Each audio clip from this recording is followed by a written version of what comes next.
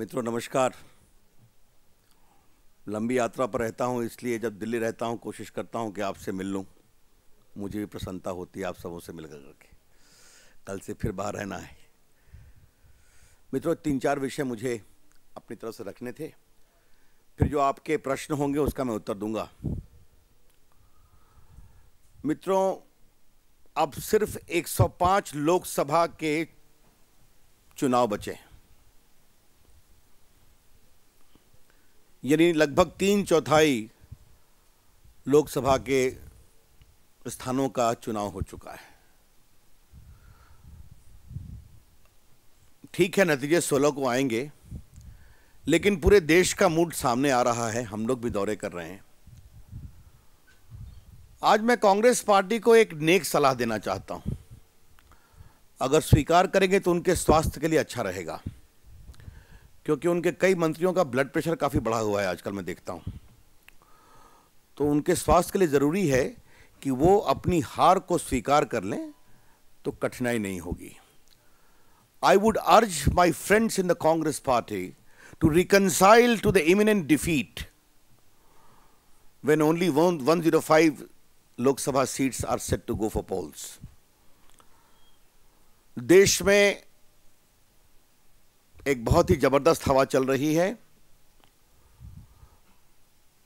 BJP का, NDA का जो मेन फोकस रहा है, डेवलपमेंट विद गुड गवर्नेंस, विकास सुशासन के साथ, यूपीए की सरकार के जो भ्रष्टाचार रहे हैं, जो महंगाई रही है, जो बेरोजगारी रही है, जो भारत की असुरक्षा का भाव है, इन सबों के विपरीत देश की जनता बीजेपी और नरेंद्र मोदी में आशा की किरण देख रही है, और यह स्वर देश भर में दिखाई पड़ रहा है। इसलिए हमें इस बात पर आश्चर्य नहीं करना चाहिए कि बीजेपी को कई ऐसे क्षेत्रों में सफलता मिलने जा रही है जहां हम पारंपरिक रूप से मजबूत नहीं रहे हैं। The BJP is likely to do exceedingly well even in those areas where conventionally we have not been strong. Bengal, Orissa, Assam, north east, दक्षिण भारत के क्षेत्र, तमिलनाडु, महाराष्ट्र में भी हमारा प्रदर्शन काफी अच्छा होने की उम्मीद है। तो इसलिए कांग्रेस के लिए यह बहुत जरूरी है कि अब वो अपने को हार की एडजस्टमेंट की प्रक्रिया में आना शुरू कर दें तो ठीक रहेगा। मुझे मालूम है कि कांग्रेस को हार की आदत नहीं है। उनका ऐसा मानस है कि देश को चलाने का पूरा कॉन्ट्रैक्ट ऊपर वाले ने उन्हीं के नाम दे रखा है, लेकिन शायद अगर वो मान जाएंगे तो उनके लिए अच्छा रहेगा, ये हम कहना चाहते हैं। और कांग्रेस पार्टी कुछ भी करे, बीजेपी की ओर से हमारा फोकस देश का विकास, गुड गवर्नेंस, महंगाई, भ्रष्टाचार और सुरक्षा का भाव रहेगा। और जैसा मैंने पहले कई बार कहा था, देश में हमारी ये बात पहुंच गई है, कांग्रेस की विरासत असहाय भारत, असुरक्षित भारत जो उन्होंने कर रखा है। एनडीए, बीजेपी, नरेंद्र मोदी का जो मेन थीम है, उदयमान भारत, सुरक्षित भारत, सुशासन से विकसित भारत, तो जनता इसको स्वीकार कर रही है और उनमें आशा की किरण देखती है। मित्रों एक बात तो मुझे पहले यह कहनी है। दूसरी बात, आसाम में जो दंगा कल हुआ वो बहुत दुर्भाग्यपूर्ण है, उसके हम भर्त्सना करते हैं। किसी की भी हत्या हो, सांप्रदायिक दंगा हो, वैमनस्य हो, वो दुर्भाग्यपूर्ण है और वहां की सरकार ने उचित समय रहते कार्रवाई नहीं की। The BJP strongly condemns the violence which happened yesterday, leading to the loss of life of many. Those who are guilty must be apprehended. लेकिन आज मुझे आसाम के बारे में कुछ सवाल करना है, और ये सवाल हम देश के प्रधानमंत्री, जो अभी तक प्रधानमंत्री हैं 16 तक, उनसे पूछना चाहते हैं। डॉक्टर मनमोहन सिंह 24 साल से आसाम से राज्यसभा में है, 10 साल से प्रधानमंत्री हैं। उन्होंने आसाम के लिए क्या किया है? एक भी आसाम में 10 साल में कोई बड़ा उद्योग नहीं लगा, ये बात हम वहां कहते रहे हैं। लेकिन आसाम में तनावपूर्ण स्थिति को नियंत्रण करने में उन्होंने क्या काम किया? तरुण गोगोई वहां 14 साल से मुख्यमंत्री हैं, और मैं आपको बताना चाहूंगा कि ये बोडो और जो इमिग्रेंट्स आए हैं बांग्लादेश से, उनके साथ ये तीसरी घटना है। 2008 में वहां घटना हुई थी जिसमें 100 लोग मारे गए थे, 2012 में भी घटना हुई थी, और अब 2014 में हुई है। तो वहां की कांग्रेस सरकार क्या कर रही है, और वहां के बड़े ही गुणी राज्यसभा के सदस्य क्या कर रहे हैं, ये हम जानना चाहते हैं, जो भारत के प्रधानमंत्री हैं। The BJP would like to know from doctor Manmohan Singh, who is representing the state of Assam in the Rajya Sabha for the last 24 years, as to what he has done to restore sanity, good governance, and effective law and order in the state of Assam. This is the third continuous killing spree between Bodo people and immigrants from Bangladesh. क्या कार्रवाई की गई है? एक 2008 पे घटना हुई, 2012 में हुई, 2014 में हुई। गृह मंत्री स्नूप गेट पर बोल रहे हैं, कम बोलते हैं, कभी बोलते हैं तो देश में व्यंग और विनोद ही बनता है। कल मेरी काशी में प्रेस कॉन्फ्रेंस थी, हमने वहां एक बात कही, he is talking about snoop gate but basically it is stoop gate. The home minister of India has stoop to this level. Shinde साहब भी कुछ नहीं बोल रहे हैं इतनी बड़ी घटना पर, वो भी खामोश है। मेरा स्पष्ट आरोप है कि आसाम में ये जो सारा तनाव हो रहा है, वोट बैंक की पॉलिटिक्स के कारण वहां की तरुण गोगोई सरकार ने केंद्र की कांग्रेस सरकार के आशीर्वाद से तनाव को कम करने की कोशिश नहीं की है, समय पर उचित कार्रवाई नहीं की है, क्योंकि बहुत बड़ी संख्या में ऐसे तत्वों के वोट पर वो निर्भर करते हैं। आज मैंने कपिल सिब्बल का एक बड़ा अजीब कमेंट सुना है। भारत के कानून मंत्री हैं, देश के बड़े वकील रहे हैं, खुशी की बात है कि उनकी वकालत 10 दिन के बाद शुरू होने वाली है, अच्छी बात है। लेकिन क्या बोल रहे हैं आजकल वो कि नरेंद्र मोदी के कारण दंगे हो रहे हैं आसाम में। इस बेबुनियाद घटिया तर्क का कोई उत्तर है क्या? मतलब कपिल सिब्बल इस तरह की बातें कहेंगे, ये कल्पना नहीं थी कम से कम, जबकि सारे दंगे उनकी सरकार के संरक्षण में हो रहे हैं या उदासीनता में हो रहे हैं। जो बात मैंने अभी आपको बताई, आपने देखा होगा। मित्रों, एक तीसरी बात मुझे कहनी है कि पूर्वी उत्तर प्रदेश के लोकसभा के सीटों का चुनाव होने जा रहा है। हम चुनाव आयोग से यह आग्रह करेंगे, अपील करेंगे कि पूर्वी उत्तर प्रदेश के सभी मतदान केंद्रों पर केंद्रीय सुरक्षा बलों को पदस्थापित किया जाए।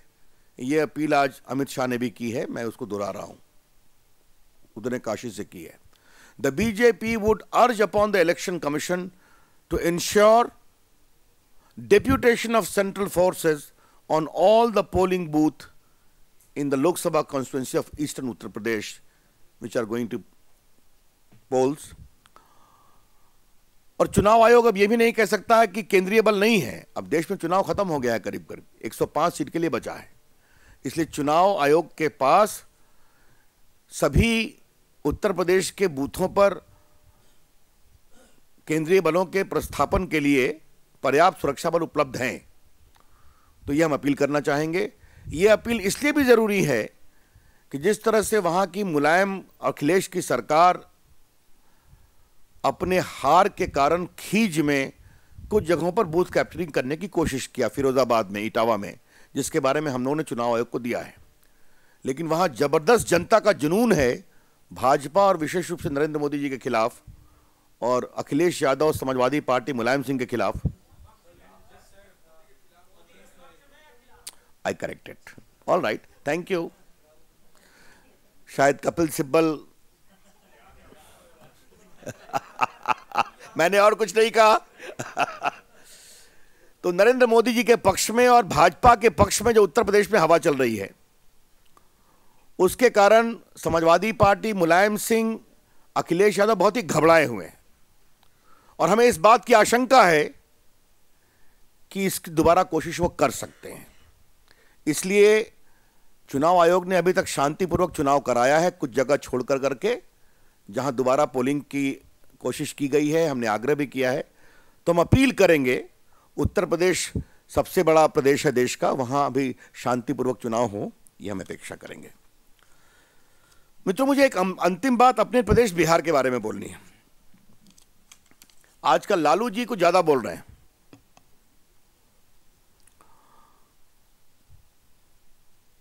रविशंकर प्रसाद और लालू प्रसाद जी का संबंध तो बहुत पुराना है, बताने की जरूरत नहीं है। जयप्रकाश आंदोलन से चारा घोटाला तक लंबी लड़ाई है हम लोग की। तो मैं जानता हूं लालू प्रसाद जी बोलते ज्यादा हैं। अभी बिहार में यह हुआ है कि नीतीश कुमार जी की पार्टी जदयू कितना तीसरे नंबर पर जाएगी, इसी को लेकर चर्चा है। उनको एक सीट मिलेगी कि नहीं मिलेगी, अब यह भी डाउट में हो गया है। यह सही है कि लड़ाई सीधा बीजेपी में और लालू जी में है, उनके पीछे कांग्रेस खड़ी है। लेकिन यह भी सच्चाई है कि नीतीश कुमार के साथ जितने गैर लालू जी के वोट थे वो भाजपा के साथ चले आए और यह स्थिति भाजपा के लिए बहुत ही फायदेमंद है, क्योंकि लालू जी के कारण बिहार में कई प्रकार की प्रतिक्रियाएं भी होती हैं उनके अतीत को देखकर। तो जो सीधा संघर्ष हो रहा है वो बीजेपी के बहुत ही पक्ष में जा रहा है। और यह बात मैं बहुत जिम्मेदारी से कहना चाहूंगा कि हम 30+ लोकसभा सीट बीजेपी और एनडीए जीतेंगे। जब याद होगा, आज से 6, 7, 8 महीना पहले हमारा और नीतीश कुमार जी का अलगाव हुआ था, तो मैंने पत्रकार मित्रों से कहा था कि हम मिनिमम 18-20 जीतेंगे, तो आपको कौतूहल लगता था। आज अब चुनाव के हम अंतिम मोड़ पर हैं, तो कई सर्वे उसको कंफर्म कर रहे हैं। लेकिन चुनाव के नतीजे आएंगे तो वो निश्चित रूप से बीजेपी एनडीए 30+ लेकर जाएंगे और जो लालू जी अति उत्साह में बोल रहे हैं वो काफूर हो जाएगा। बिहार की जनता लालू प्रसाद जी को जानती है और ये भी जानती है कि बिहार में 2 ही मुद्दे हैं। बिहार की जनता नरेंद्र मोदी जी से प्यार करती है और लालू प्रसाद जी और नीतीश कुमार जी नरेंद्र मोदी से नफरत करते हैं। और 16 का नतीजा बताएगा कि बिहार की जनता का प्यार लालू जी और नीतीश जी के नफरत पर भारी पड़ा। हम बहुत ही आश्वस्त हैं बिहार के बहुत ही चमत्कारी चुनावी नतीजों के बारे में, जो बीजेपी और एनडीए के पक्ष में जाएगा। लेकिन मैं अंतिम बात, एक बहुत रोचक बात कहना चाहता हूं। शरद यादव ने कल बिहार में एक बहुत ही यूनिक बात कही है। उन्होंने अपने चुनाव प्रचार में कहा, जाति से उबर नहीं पाए लालू और नीतीश, शरद। और मैंने हिंदुस्तान आपके सामने रखा, यह बिहार का हिंदुस्तान टाइम्स में पढ़ रहा हूं। I am taking responsibility for the pathetic condition of the state because I helped Lalu Prasad and later Nitish Kumar in governing Bihar. Unfortunately, both believe in caste-based politics. ये शरद यादव ने अपने भाषण में कहा है। जब पटना में वो उतरे तो पत्रकारों ने पूछा, तो उन्होंने कहा नीतीश जी के बारे में हमारी जुबान फिसल गई। अब जुबान एक बार फिसलती है कि 1 घंटे के भाषण में 10 बार नीतीश कुमार के खिलाफ में बोला है, तो बिहार की राजनीति में बहुत ही रोचक डेवलपमेंट्स हो रहे हैं। तो मैंने कहा ये अखबार आपको दिखा दूं। बस मित्रों, यही 4 बातें मुझे कहनी थी। I am open two questions.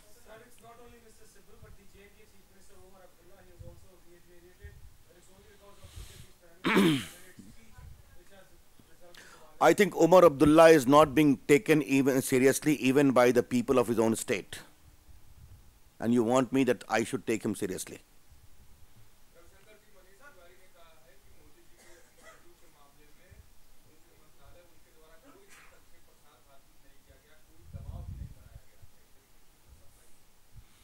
अब देखिए, उनके और प्रसार भारती के बीच में क्या वार्तालाप चल रहा है, इस पर मुझे कुछ नहीं कहना है। एक बात अवश्य कहूंगा, ऐसे नेता जो कुछ दिनों के बाद देश के प्रधानमंत्री बनने वाले हैं, उनके इंटरव्यू को दूरदर्शन का संपादकीय विभाग एडिट कर दे, वो भी प्रियंका गांधी और अहमद पटेल के संदर्भ में, बिना किसी दबाव के, ये बात विश्वास के लायक नहीं है।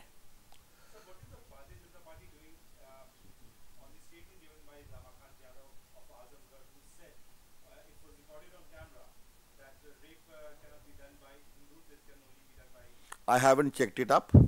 If please listen to me. I think for Ramakant Yadav responding, there are adequate number of spokesperson of BJP available in Lucknow, and I will cross check on it. Yes.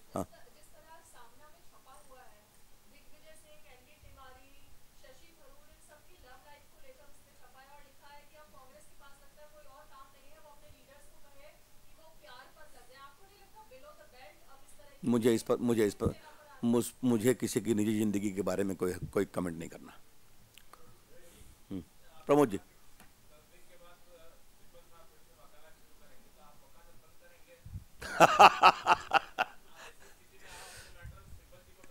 चलिए। हाँ।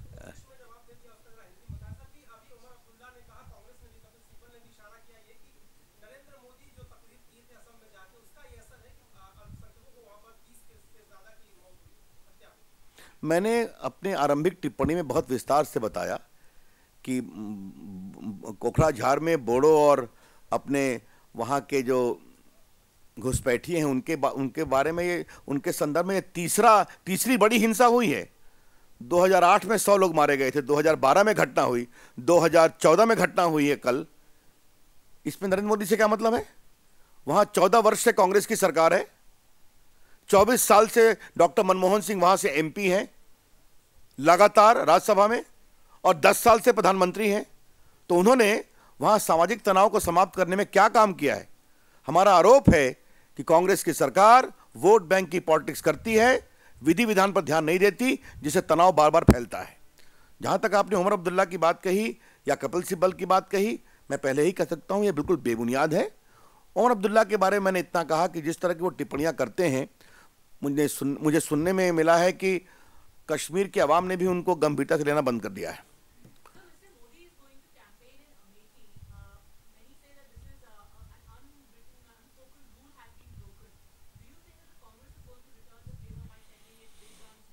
I don't know who wrote this code, when it was enacted, when it was passed by the politicians' parliament. Come on.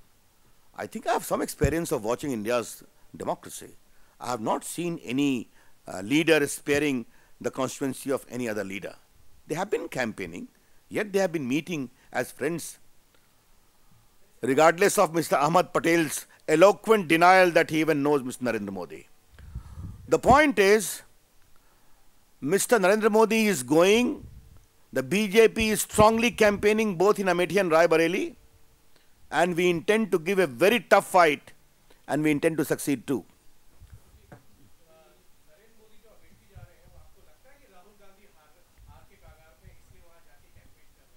कल मैं काशी था, मैंने भी report ली है, उसके बाद मैं लखनऊ भी गया था। राहुल गांधी अच्छी परेशानी में है, और ये परेशानी जहां राहुल गांधी के स्वयं के एक एब्सेंटी एमपी को लेकर भी है, उसी प्रकार से कांग्रेस के खिलाफ जो देश में माहौल है, तो रायबरेली और अमेठी भी उसका अपवाद नहीं है।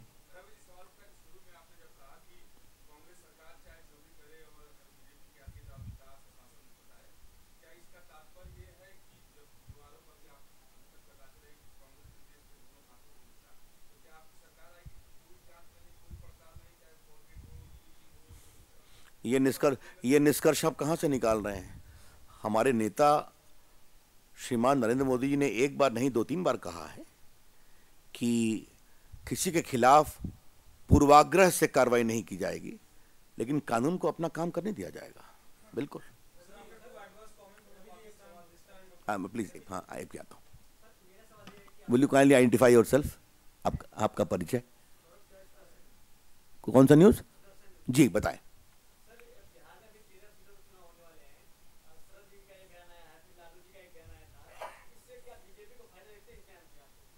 देखिए, बीजेपी को बयानों से फायदा नहीं हो रहा है।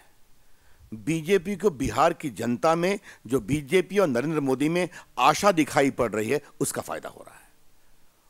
और ये बिहार की जनता बहुत परिपक्व है। वो जानती है कि 40 सीट पर लड़ने वाले लालू प्रसाद 4-5 मुश्किल से जीतेंगे, वो दिल्ली में कुछ नहीं कर सकते। नीतीश कुमार, शरद यादव की पार्टी जो 40 लड़ रही है, एक आध भी जीतेगी कि नहीं, वो देश में कोई प्रभाव नहीं दे सकते। देश में एक प्रभावी सरकार होनी चाहिए, स्थायी सरकार होनी चाहिए, इसलिए वहां की जनता बीजेपी और नरेंद्र मोदी जी का समर्थन कर रही है। Ma'am, just a minute, a very eminent question is going to be asked from me. Yes, हाँ।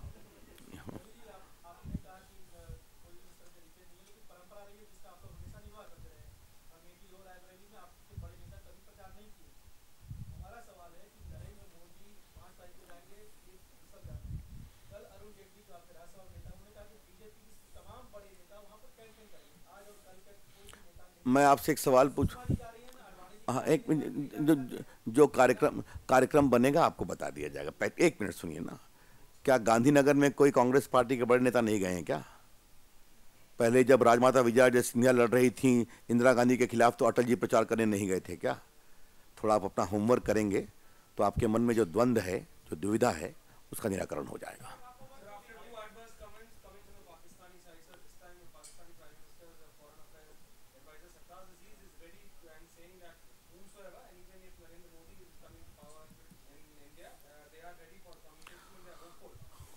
Neither India nor the BJP needs any certificate from Pakistan as to whom to talk. India is a democracy, vibrant democracy, and whomsoever the people of India elect as the leader is a leader of India. And in this case, it's going to be Narendra Modi. Therefore, we need not take serious notice as to whom they want to talk and whom they don't want to talk. But yes, what is a matter of some concern for us is the uncalled for comment of the Army Chief of Pakistan amounting to gross interference in the internal affairs of India. This is very important in the context of Army's very dominant role in the polity of Pakistan.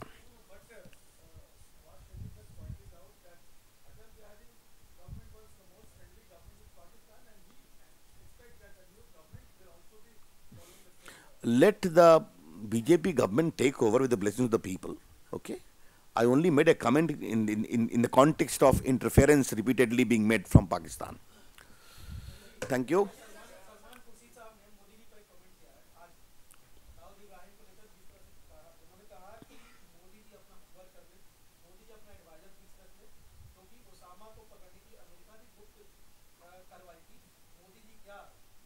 Modi ji ने ये उन्होंने मोदी जी का वाक्य चुराया है, इसलिए पहले homework ठीक से करें श्रीमान खुर्शीद साहब। मोदी जी ने ये टिप्पणी की थी सुशील कुमार शिंदे के टिप्पणी के उत्तर में, जो उन्होंने ओसामा बिन लादेन के लिए दाऊद इब्राहिम के लिए पब्लिकली बोला था। लेकिन पहले खुर्शीद साहब ये बताएं कि 10 साल से वो भारत सरकार में मंत्री हैं और शायद 2-3 साल से विदेश मंत्री हैं, उन्होंने और उनकी सरकार ने दाऊद इब्राहिम के बारे में क्या कार्रवाई की है, ये उनको बताना है। सुजीत ठाकुर।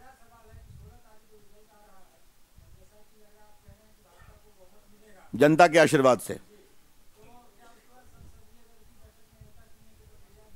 उसके बारे में सब कुछ आपको सूचना दी जाएगी, नतीजों का इंतजार करिए।